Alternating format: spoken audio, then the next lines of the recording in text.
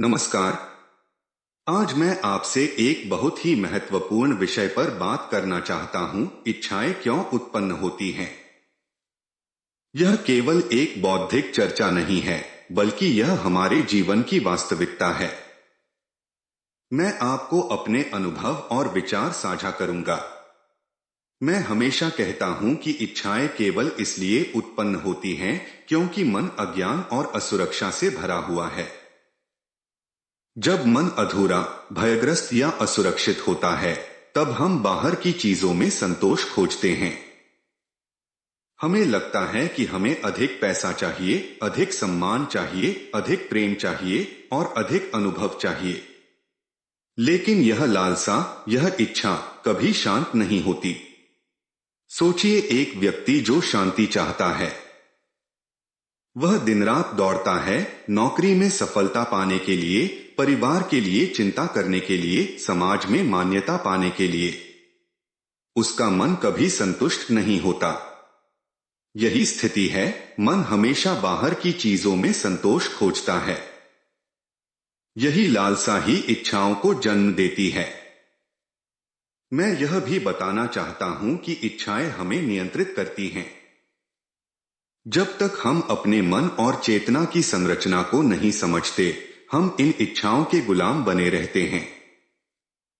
लेकिन यदि हम अपने मन के भीतर झांकें, अपने विचारों, भय और लालसाओं को देखें, तो हम पाएंगे कि ये इच्छाएं केवल मन का भ्रम और आदतें हैं।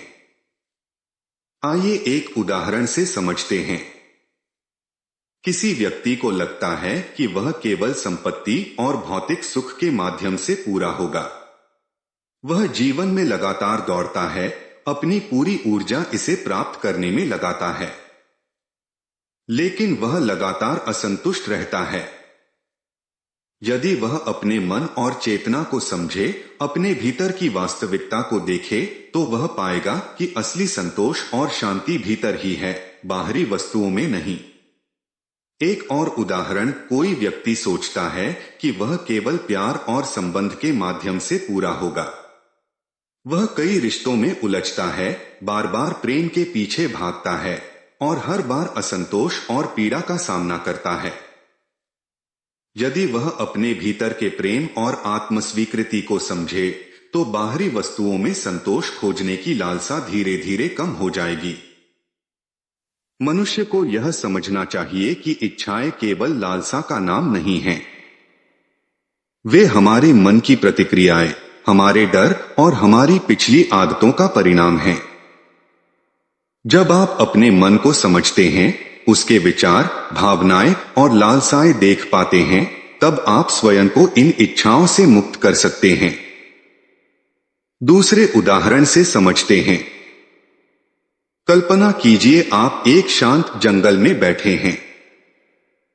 चारों तरफ पक्षियों की चहचहाहट है, हवा हल्की और शीतल है। लेकिन यदि आपका मन बाहर की चीजों के पीछे दौड़ रहा है, सफलता, सम्मान, स्वीकृति, तो आप इस शांति को महसूस नहीं कर सकते। आपकी इच्छाएं आपकी अनुभव करने की क्षमता को रोक देती हैं। लेकिन अगर आप अपने मन की गहराई में झांकते हैं और केवल देखते हैं, तो आप पाएंगे कि शांति हमेशा भीतर ही है। सोचिए, एक साधक ध्यान करता है। वह ध्यान के माध्यम से अपने मन की गहराई में जाता है। वह देखता है कि उसके भीतर कई इच्छाएं हैं, सम्मान की लालसा, प्रेम की लालसा, सुख की लालसा। लेकिन वह उन्हें केवल देखता है, जज नहीं करता, ना ही उनके पीछे दौड़ता है। धीरे धीरे यह अवलोकन उसे मुक्त करता है। यही मेरा मार्ग है, जागरूकता के माध्यम से इच्छाओं से मुक्ति। और एक उदाहरण, एक विद्यार्थी हमेशा परीक्षा में उत्तम अंक पाने की लालसा में लगा रहता है।